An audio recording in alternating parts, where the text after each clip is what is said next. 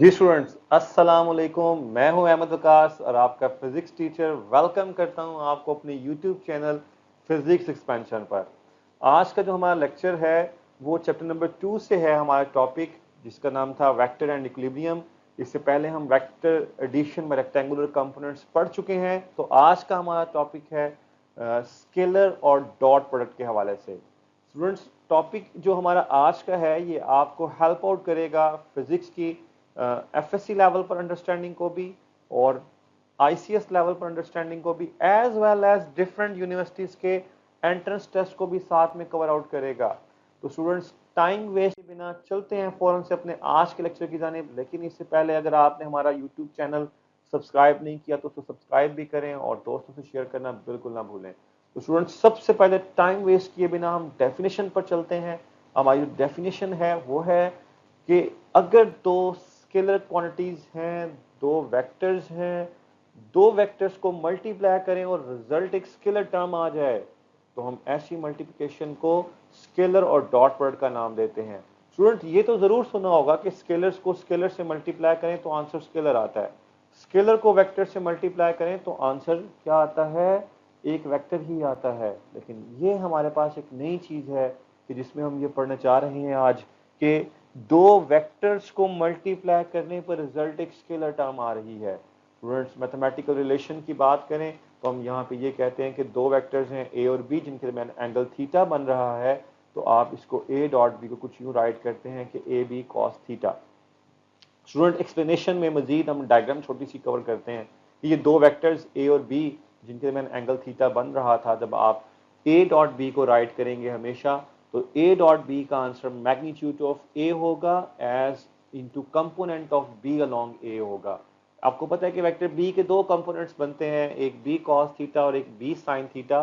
तो हम अगर यहाँ पे कंपोनेंट्स ड्रॉ करने बैठे हैं तो ये एक बी कॉस थीटा वो कंपोनेंट्स होगा जो ए के लॉन्ग होगा स्टूडेंट्स, और जो बी साइन थीटा होगा ये वो कंपोनेंट होगा जो ए के ऊपर परपेंडिकुलर होगा। अब आप मुझे फौरन से बता दें कि हम यहाँ पे कौन सा वाला कंपोनेंट यूज करने जा रहे हैं। वो हम यूज करने जा रहे हैं ऑब्वियसली बी कॉस थीटा, क्योंकि बी कॉस थीटा ये एक ऐसा कंपोनेंट है जो कि ए वेक्टर के अलोंग है। तो स्टूडेंट, यहाँ से फिर हमारे पास ए डॉट बी का रिजल्ट जो आया वो ए बी कॉस थीटा आया। एक और डायग्राम आपके सामने मेंशन की है जिसमें कंपोनेंट्स को मेंशन किया है कि बी का जो कंपोनेंट्स है ए के लॉन्ग जो बना है वो बी कॉस थीटा बना है। स्टूडेंट, इसी से ए डॉट बी का आंसर क्या आ गया? फिर बी कॉस थीटा। इसी तरह से अगर आप students B dot A calculate करना चाह रहे हैं तो आप ए का वो कंपोनेंट्स ड्रॉ करेंगे बी पर जो बी के अलोंग होगा, और वो क्या बनेगा? B A cos theta. It's mean A dot B is equal to A B cos theta. Student, यहीं पर इसकी एग्जांपल्स देख लेते हैं।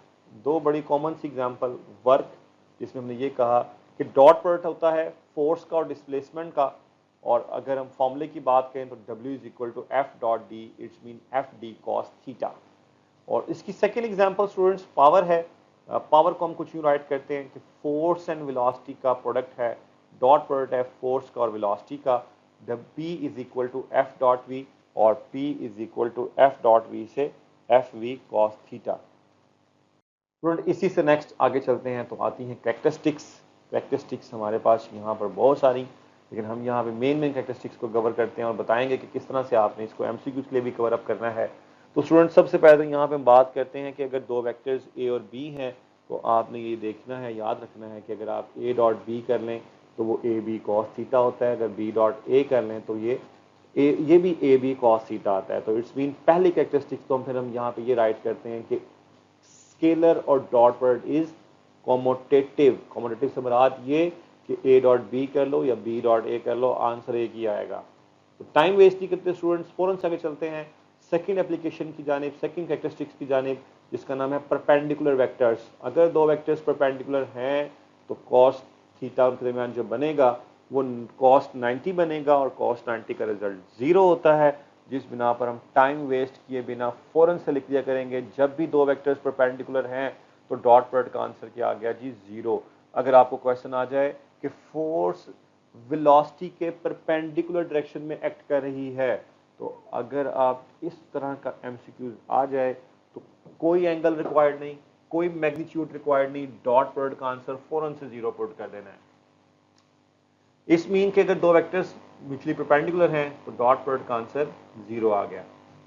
तो अगर मैं इसको अप्लाई करूं यूनिट वेक्टर्स की फॉर्म में तो स्टूडेंट छोटी सी एक बात यहाँ पे मजीद ऐड कर लेते हैं कि आई डॉट जे डॉट के डॉट आई, ये तीनों वेक्टर्स एक दूसरे पे नॉर्मल होते हैं, परपेंडिकुलर होते हैं, तो चुप करके आंसर 0 टेक कर दिया यहाँ पर। यहाँ से नेक्स्ट आगे स्टूडेंट आता है टॉपिक, इसी में कैरेक्टरिस्टिक्स एक और, कि अगर दो वेक्टर्स अगर पैरेलल हो जाए तो फिर क्या करना है। अगर दो वेक्टर्स पैरेलल हो जाएं तो ए डॉट बी का answer A B cos theta होता है। पैरेलल के केस में थीटा की वैल्यू 0 होती है तो cos 0 का आंसर 1 होता है। तो यहां से हमारे पास एक कंक्लूजन ड्रॉ हो गया कि जब भी दो वेक्टर्स पैरेलल होगा करेंगे तो आपने सिर्फ और सिर्फ क्या करना है कि उनकी मैग्नीट्यूड को मल्टीप्लाई करना है।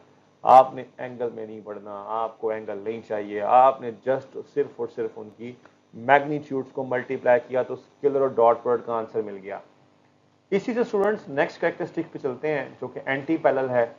कुछ नहीं किया, cos 180 का आंसर -1 होता है, तो इस बिहाफ पे माइनस आंसर आ जाएगा, नेगेटिव आंसर आ जाएगा कि जब दो वेक्टर्स एंटी पैरेलल हैं तो इस केस में मैग्नीट्यूड की बात करेंगे कि डॉट प्रोडक्ट की मैग्नीट्यूड क्या होगी, तो वो वही होगी, लेकिन डायरेक्शन के लिहाज से माइनस साइन आ जाएगा।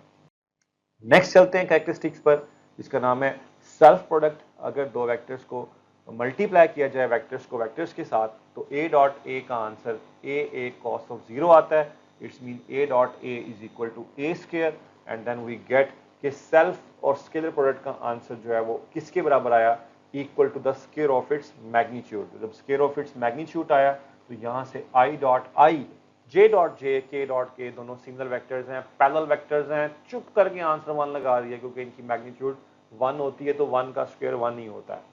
इससे स्टूडेंट नेक्स्ट चलते हैं, ये अगर आप इसका एक और फायदा भी उठा सकते हैं कि अगर हम यहाँ पर दो वेक्टर्स के दरमियान एंगल थीटा कैलकुलेट करने जा रहे हैं तो ये A dot B is equal to A B cos theta and cos theta is equal to A dot B over A B. अगर मुझे थीटा कैलकुलेट करना है तो थीटा का answer cos inverse A dot B over A B. चुप करके आपने दोनों वेक्टर्स का डॉट मल्टीप्लाई करना है और उन दोनों की रेशियो लेनी है मैग्नीट्यूड के साथ और कॉस ऑफ एंगल अप्लाई करते हुए आपने दो कैलकुलेट कर लेना है। और इसी से लास्ट स्टूडेंट हमारी आज के इस टॉपिक की लास्ट कैरेक्टरिस्टिक्स बड़ी इंपॉर्टेंट कैरेक्टरिस्टिक्स है, मैथमेटिकल डेरिवेशंस बहुत ज़्यादा इसमें स्टूडेंट्स, इसको थोड़ा सा मैंने डिटेल्स में करना चाहा है, आपके लिए बड़ी हेल्पफुल साबित होगी स्टूडेंट। ये दो वेक्टर्स हैं जो कि कंपोनेंट्स की फॉर्म में है और ये कंपोनेंट्स कौन से हैं जी, रेक्टेंगुलर कंपोनेंट्स हैं। अगर हम इनको डॉट मल्टीप्लाई करना चाह रहे हैं तो मैंने सिंपल डॉट मल्टीप्लिकेशन के अकॉर्डिंग इनको राइट किया और अब मैंने क्या किया अगले स्टेप में कि इनको मल्टीप्लाई किया। मल्टीप्लाई किसको किया, मैंने इस ए एक्स आई हैट को उठाया और ये इस वेक्टर के तीनों कंपोनेंट से 1 बाय 1 मल्टीप्लाई कर दिया। A x B x i dot i, A x B y i dot j and A x B z i dot k. अब मैं क्या करूंगा, इस ए वाई जे हैट को उठाने वाला हूं और इनको तीनों से मल्टीप्लाई करने वाला हूं। मैंने इससे मल्टीप्लाई कर दिया और फिर नेक्स्ट स्टेप में स्टूडेंट्स मैंने ए जी के हैट को उठाया और इन तीनों से मल्टीप्लाई कर दिया। यहाँ पे छोटी सी एक कॉमन सी ऑब्जर्वेशन जो हम पीछे कैरेक्टरिस्टिक्स पढ़ चुके हैं कि अगर दोनों वेक्टर्स आई डॉट आई हैं तो आंसर 1, आई डॉट जे है तो आंसर 0। इस बिहाफ पर जो सिमिलर वेक्टर्स थे उनका आंसर तो 1 आया, जो डिफरेंट वेक्टर्स थे उनका आंसर 0 आया। टोटल 9 टर्म्स आई थी, 9 में से 6 तो 0 हो गई, फिर बच कितनी गई, 3, वही 3 जो आपके सामने नीचे लिखी हुई हैं बोल्ड फॉर्म में कि ए डॉट बी का आंसर क्या आया, ए एक्स बी एक्स प्लस ए वाई बी वाई प्लस ए जेड बी जेड। जब आपने वेक्टर्स को कंपोनेंट्स की सूरत में डॉट मल्टीप्लाई करना है तो एक्स वाले को एक्स से मल्टीप्लाई करना है, वाई वाले को वाई से, जी वाले को जी से, और तीनों कंपोनेंट्स को आपने एडअप कर देना है। ये आपका रिजल्टेंट वेक्टर होगा ए डॉट बी के बराबर होगा। स्टूडेंट्स ये था हमारा आज का लेक्चर, उम्मीद है कि आपके लिए बड़ा हेल्पफुल साबित होगा और आप इससे भरपूर फायदा उठाने वाले हैं। तो स्टूडेंट्स जाते जाते हमारी इस वीडियो को लाइक जरूर करके जाइएगा और चैनल को सब्सक्राइब करना तो बिल्कुल ना भूलिएगा। एक नई वीडियो के साथ, एक नए जज्बे के साथ इंशाल्लाह जिंदगी रही तो फिर दोबारा मुलाकात होगी। तब तक के लिए अल्लाह हाफिज।